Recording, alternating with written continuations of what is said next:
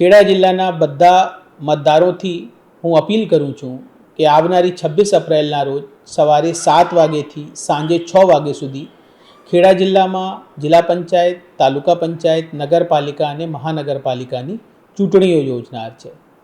બધા મતદાતાશ્રી પોતપોતાના જે માન્ય પુરાવા છે, જેવી રીતે આધાર કાર્ડ, નરેગાના જોબ કાર્ડ અને જે બીજા માન્ય પુરાવા છે એને લઈને સવારે 7 વાગ્યાથી સાંજે 6 વાગ્યા સુધી પોતપોતાના મતાધિકારનો પ્રયોગ કરી શકે છે.